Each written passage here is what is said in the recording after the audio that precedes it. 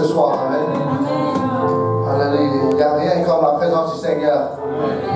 Quand nous passons le temps pour juste louer le Seigneur. Et quand on est avec Jésus, tout peut arriver. Amen. Amen. Amen. Alléluia. Est-ce qu'on peut continuer de louer le Seigneur pour quelques secondes? Alléluia.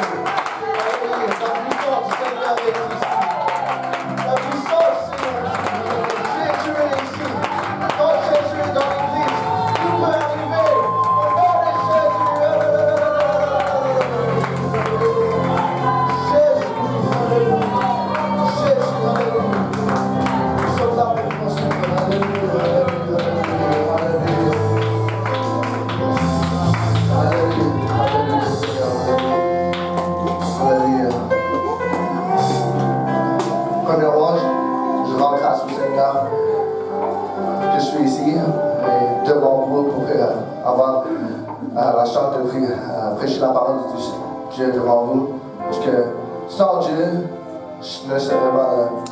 Et sans Dieu, chacun de nous ne serait pas là.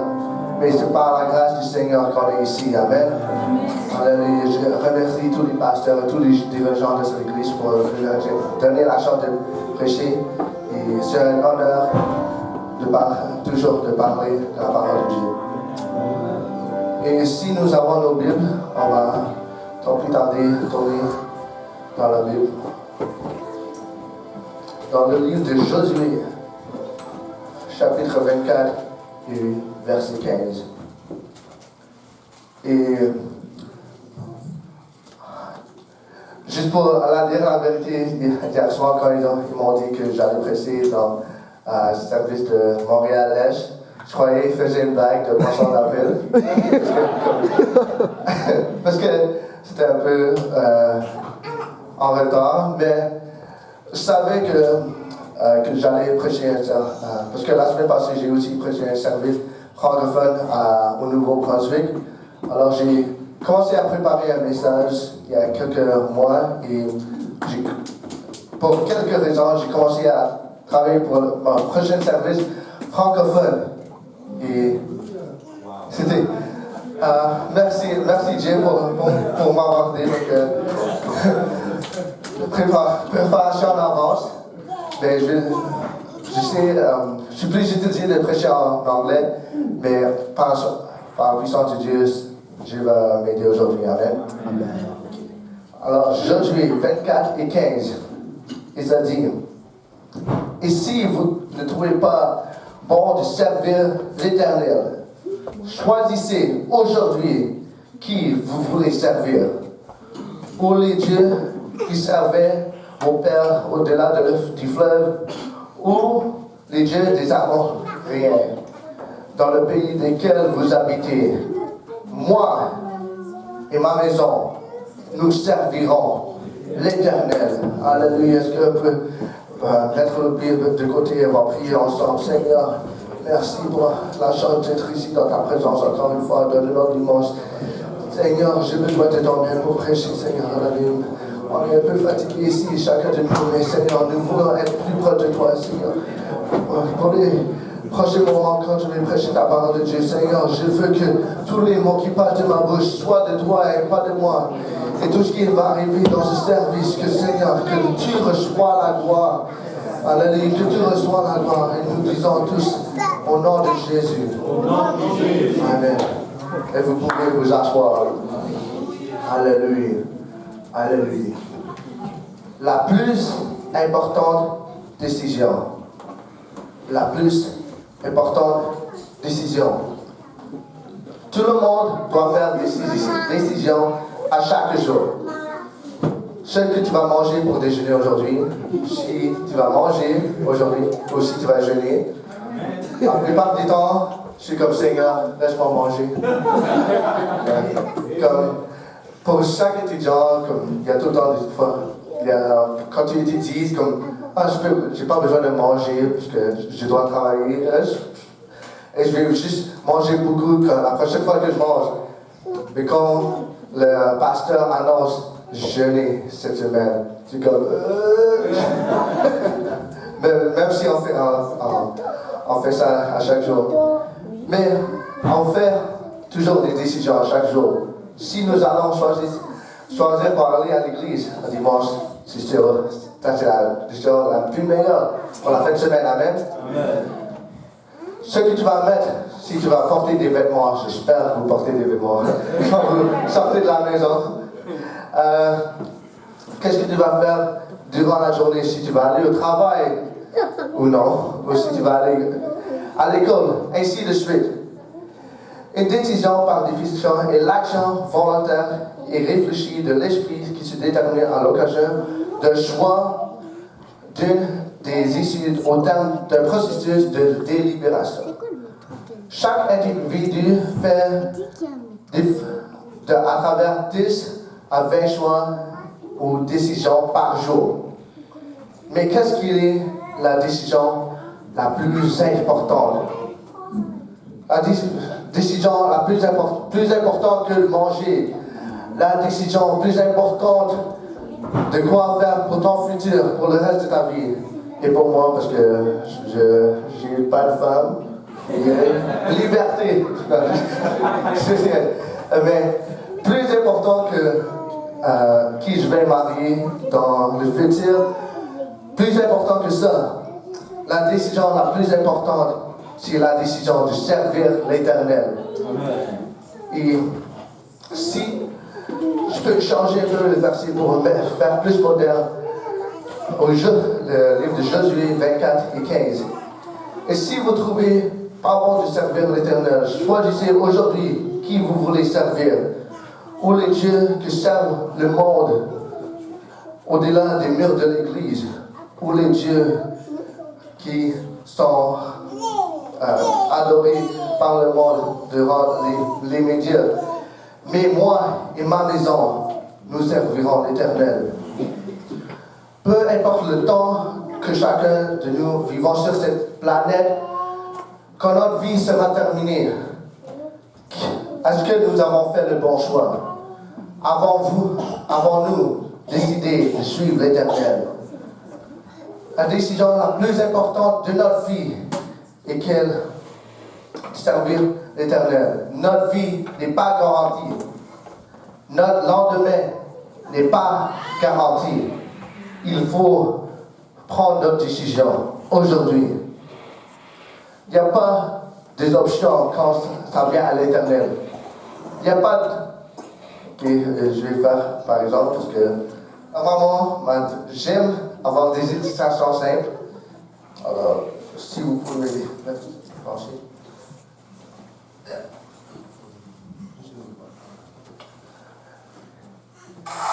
Quand ça arrive sur les choses pour l'éternité, quand ça arrive dans la vie éternelle, il y a des personnes qui, juste pour par exemple, ici c'est le côté des mauvaises personnes. Et ici c'est juste pour exemple. Pour changer, ce côté-là juste en avant, ça va être le côté mauvais. Ici ça va être le côté juste en avant, le côté du ciel. Mais quand ça arrive à l'éternité, il y a seulement un choix à faire. On ne peut pas prendre aller dans deux différentes directions. Il y a seulement un choix. Quand on fait un examen, et quand il y a des choix, normalement il y a des choix multiples, mais seulement une est la bonne réponse. Amen. Et dans notre vie, quelle est la décision que nous allons faire?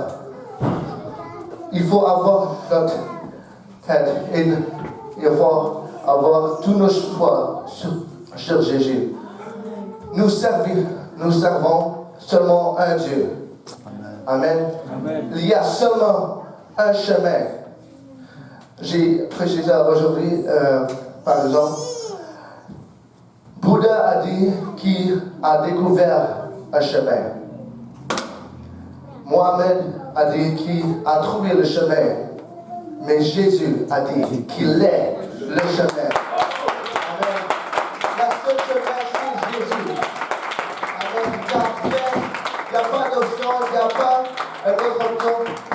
l'éternité, le seul chemin à l'éternité, au ciel, chez Jésus. Amen. Qu'est-ce que nous allons décider pour l'éternité? Personne ne peut servir deux maîtres. Il y a seulement un à choisir. Deutéronome 6 et 4. Et je n'ai pas écrit, mais je vais essayer de traduire en français, mais ça dit: écoute Israël, écoute, le Seigneur votre Dieu est le seul éternel. Et vous allez adorer le Seigneur avec tout ton cœur, avec toute ta force, avec tout ton esprit. Avec les choix que nous vivons pour le reste de la vie, est-ce que nous allons donner tous notre vie à Jésus? Quand notre vie va être terminée, c'est quoi le choix qu'on a fait? Jésus ne va pas être à double opinion. Il va voir si tu as fait la bonne décision. Amen. On va lire un exemple dans la Bible. Et c'est un livre, on va lire dans la vie de Samson. Samson, c'est en français, qui dans le livre de Juges 13 et 5, il dit: car tu vas devenir enceinte et tu enfanteras un fils. Le rasoir ne passera pas sur sa tête, parce que cet enfant sera consacré à Dieu dès le ventre de sa mère, et ce sera lui qui commencera à délivrer Israël de la main des Philistins. Samson avait un appel de Dieu dans sa vie, et il devait se consacrer à Jésus, comme tous à nous aujourd'hui.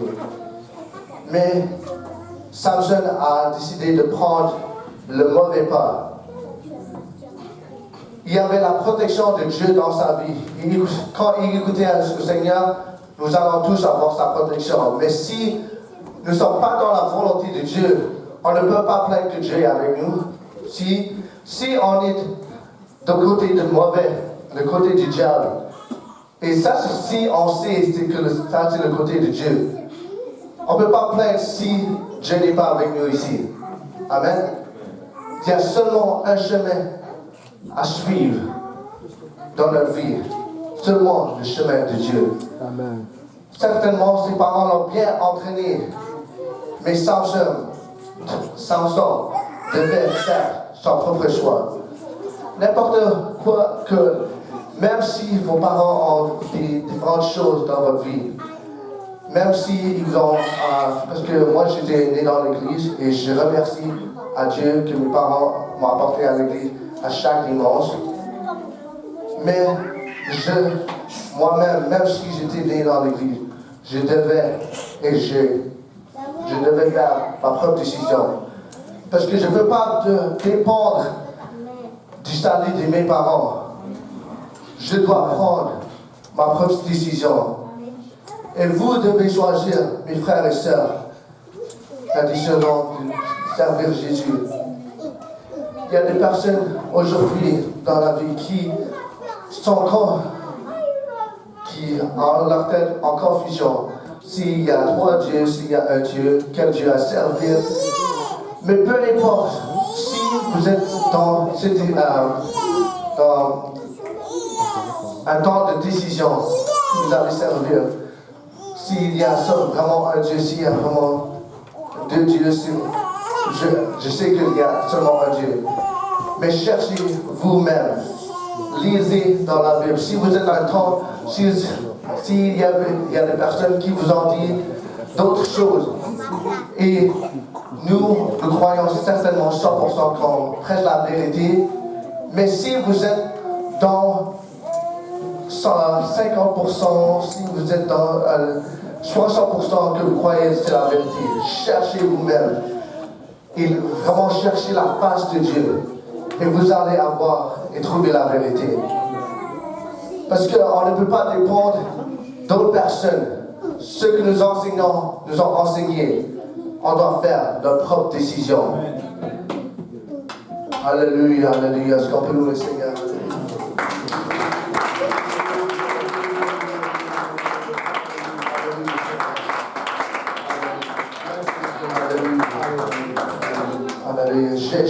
cherche des personnes qui vont être consacrées à lui. Samson avait la puissance de Dieu sur lui, sur ses cheveux. Il ne devait pas le couper. Mais il a pris la mauvaise décision et il a décidé de prendre son propre chemin. Et quand nous prenons notre propre chemin, il y aura des conséquences. Et Dieu va faire tout ce qui est nécessaire pour qu'on l'écoute. Dans le livre de Jonas a décidé, à la place d'écouter Dieu et pour aller à Ninive, pour prêcher la parole de Dieu, il a décidé d'aller de l'autre côté, à Tarsis, pour avoir une vacance. Mais Dieu a décidé de donner des conséquences à Jonas pour qu'il écoute. Et ça a pris 3 jours dans le ventre d'un poisson pour que Jonas change sa tête, décide de prendre la décision du Seigneur. Et aujourd'hui, qu'est-ce qu'il prendra pour toi? Qu'est-ce qu'il prendra pour nous de faire la décision de suivre Jésus? Il y a seulement un chemin, et c'est trouvé dans le livre de Actes. Dans Actes 2:38, désolé, je ne connais pas parfaitement en français. Alors. Et commençons du verset 36. Et que toute la maison d'Israël sache donc avec certitude que Dieu a fait Seigneur et Christ ce Jésus que vous avez crucifié. Après avoir entendu ce discours, ils eurent le cœur vivement touché. Et ils dirent à Pierre et aux autres apôtres, hommes et frères, que ferons-nous? Et Pierre a donné la meilleure réponse. Amen. Et le chemin pour être sauvé, le seul chemin. Pierre leur dit, repentez-vous et que chacun de vous soit baptisé au nom de Jésus-Christ pour le pardon de vos péchés et vous recevrez le don du Saint-Esprit. Car la promesse est pour vous et pour vos enfants et pour tous ceux qui sont au loin, en aussi grand nombre que le Seigneur, notre Dieu, les appellera. Et je sais peut-être que c'était étudié plusieurs fois, mais je vais dire encore. Tous les chrétiens, peu importe si catholiques et protestants, ou ainsi de suite, croient à 100% que l'Église a été créée dans le livre de Actes 2. Demande aux catholiques, demande aux protestants, ils vont tous dire que oui, l'Église était commencée dans le livre de Actes 2. Et parce que nous croyons, tous les chrétiens croient 100% que Dieu a donné les clés à Pierre pour prêcher la parole. Alors, pour donner-vous à penser, si 100% le livre de Actes 2 était le commencement de l'Église, Pierre va dire la vérité. Amen. 100% ils vont croire que le seul chemin c'était qu'est-ce que Pierre va dire parce que Jésus lui a donné les clés. Alors, si à toute base de chaque maison commence de la fondation, et la fondation de l'Église, si c'était pour être créé, si nous voulons commencer de la grande base de l'Église, il faut commencer à la fondation. Amen. Et si la fondation pour être sauvée était de prendre de l'eau et de splasher sur la tête de quelqu'un, ça aurait été dit dans Acte 2:38. Parce que c'était le début de l'Église. Amen. Si le commencement et la fondation pour être sauvé, c'était de frapper votre tête sur le mur 50 fois pour être sauvé. Ah, ça fait mal. Je ne vais pas faire 50 fois pour une démonstration. Mais, parce que je vais avoir une convention cérébrale. Mais ça aurait été dit dans le livre de Actes. Alors, pourquoi changer? Si nous croyons que Actes 2 est la fondation de l'Église. On ne peut pas changer la Bible. Amen. On ne peut pas changer la fondation parce que c'est écrit dans la Bible. On ne peut pas changer rien dans la Bible. Il faut prendre la décision de suivre le chemin de Dieu. Il n'y a rien à changer. Tout était déjà planifié. Parce que Jésus ne fait aucune erreur. On a un choix à faire aujourd'hui. Même si on a déjà été baptisé au nom de Jésus, si on a déjà reçu le don du Saint-Esprit, il faut toujours repentir devant Jésus-Christ. Il faut toujours être changé devant la face du Seigneur. Il faut toujours prier à chaque jour. Amen. Il y a différents temps que conséquences. Je sais, c'est pas la meilleure, mais il y a des fois que je ne crois pas qu'il y a une prière de repentance qu'il faut dire à chaque mot, parce qu'il y a des personnes qui disent, comme avant que les personnes reçoivent le don du Saint-Esprit, il faut une routine de prière de repentance et tout ça. Mais la repentance, ce n'est pas avec les mots, c'est avec le cœur. Parce que je peux dire, Seigneur, je repens, je ne vais pas faire ça, je ne vais pas boire de l'alcool, je ne vais pas fumer et tout ça, je ne vais pas aller dans cette place et tout ça. Je peux dire ça. Mais si dans mon cœur, c'est pas les mêmes avec les mots que je dis, ça ne sert à rien les mots.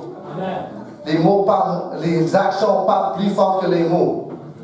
Et si notre cœur n'est pas changé, ce n'est pas une vraie repentance.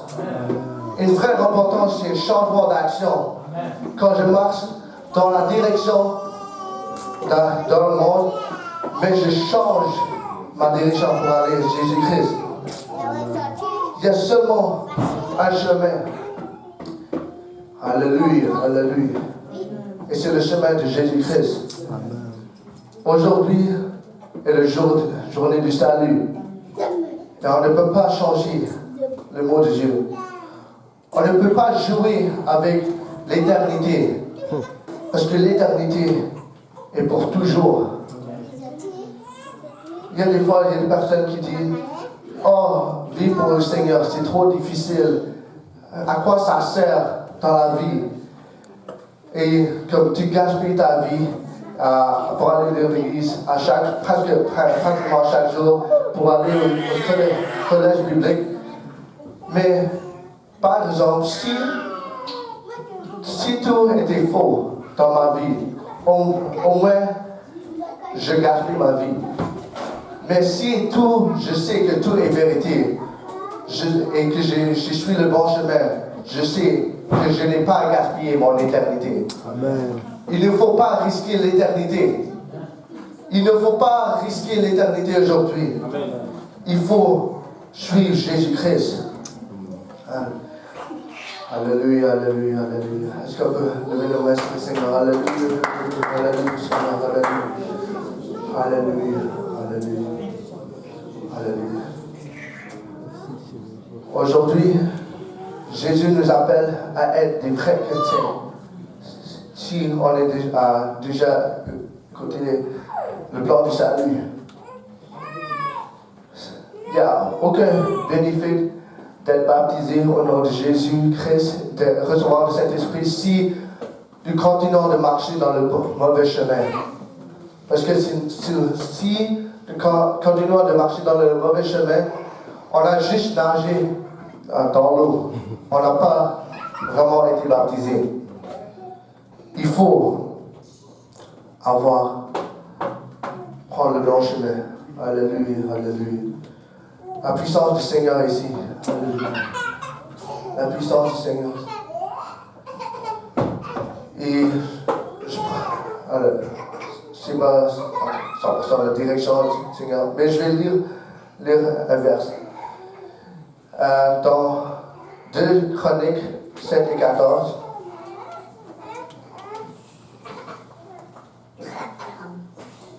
Alléluia.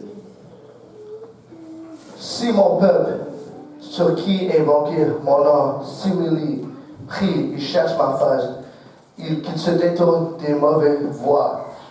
Je l'exaucerai des cieux et je lui pardonnerai son péché et je guérirai son pays. Dieu veut faire des grandes choses ici. Dieu veut faire des grandes choses à Montréal, dans toute la province du Québec et au Canada et partout à travers le monde. Mais ce verset a une condition. C'est si mon peuple décide de suivre le Seigneur, de s'humilier. Pourquoi s'humilier? Parce que si le monde va changer et si on donne un impact dans le monde, qui recevra la gloire? Est-ce que ça va être nous? Parce que sinon, Dieu ne recevra pas la gloire. Parce que nous dirons, c'est par nos propres talents, par nos propres habiletés qu'on a changé le monde. Mais c'est seulement par Dieu qu'on peut vraiment faire une différence. Amen. Si nous voulons faire une grande différence, il faut prier. Il faut prier si nous voulons faire une différence dans le monde. On a besoin de la prière à chaque jour. Alléluia. Alléluia. Il faut chercher la face du Seigneur et se détourner des mauvaises voies. Et on ne peut pas tourner des mauvaises voies si on ne cherche pas la face de Dieu. Amen. Amen.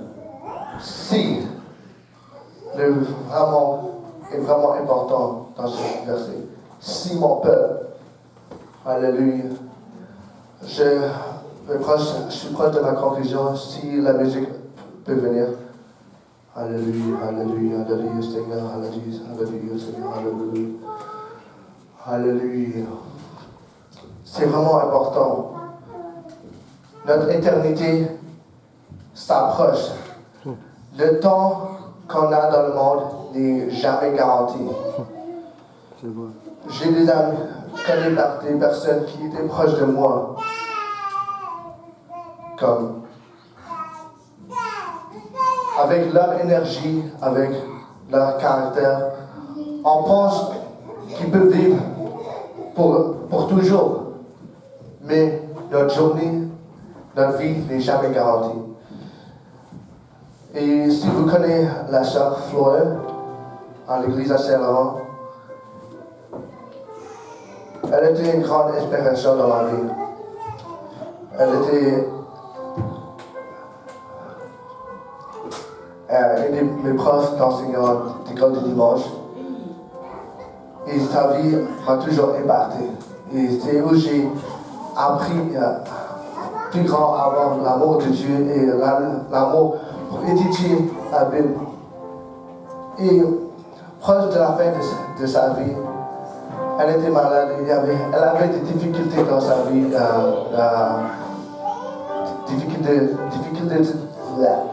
difficultés de santé. Mais elle n'a jamais arrêté à prier. Elle était toujours positive dans toutes les choses qu'elle faisait. Même si elle avait une mauvaise journée, elle donnait toujours la gloire au Seigneur. Jésus est toujours là dans les bons et mauvais temps. Ça, c'était une des choses qu'elle disait tout le temps. Dieu est toujours bon et en tout temps. Amen. Et ça a revenu quand sa sœur Nelly, après la mort de sœur Flore, a trouvé un des journaux de la sœur Flore. Et même dans le temps qu'elle savait que son temps allait redevenir pour l'éternité. Mais elle n'a jamais plaigné le Seigneur parce qu'elle avait sa décision. Elle a pris. Comment tu dis?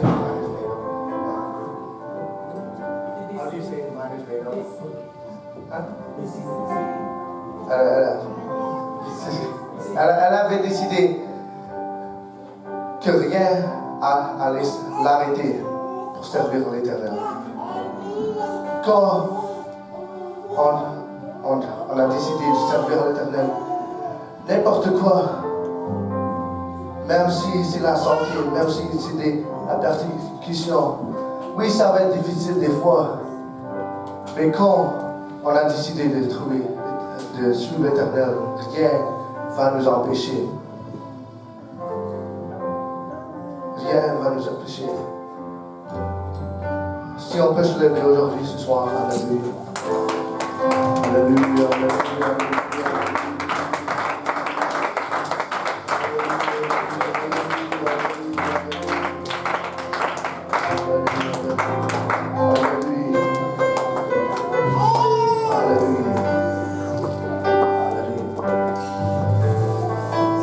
décision à faire aujourd'hui.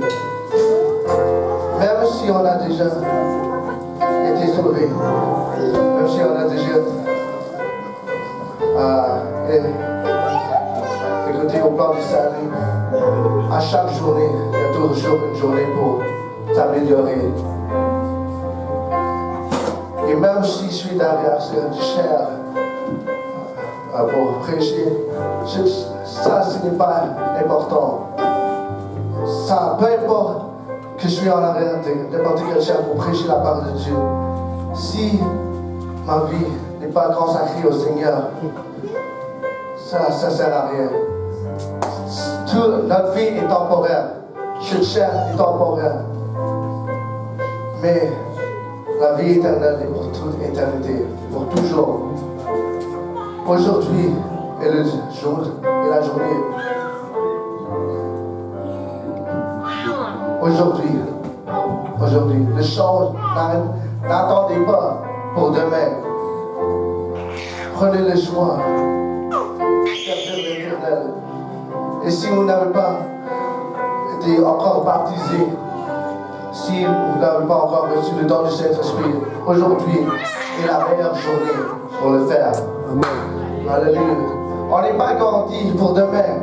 Aujourd'hui est la meilleure journée pour le faire. Alléluia.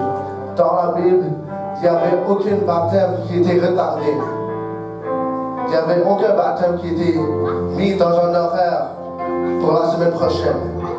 Parce que la semaine prochaine n'est pas garantie. Il n'y a aucun baptême qui doit être retardé. Parce qu'on n'est pas garanti. Et on doit faire notre décision aujourd'hui. Moi et ma maison, nous allons servir en l'Éternel. Même si mes amis ne vont pas servir l'Éternel, moi je vais faire ma décision de servir l'Éternel. Même s'il y a des personnes qui sont en confusion, je vais décider, je vais servir l'Éternel. Alléluia. Si on peut venir à l'hôtel, alléluia. L'hôtel est ouvert pour tout le monde. Et si on peut se reconsacrer, et on peut se reconsacrer à l'Éternel, alléluia.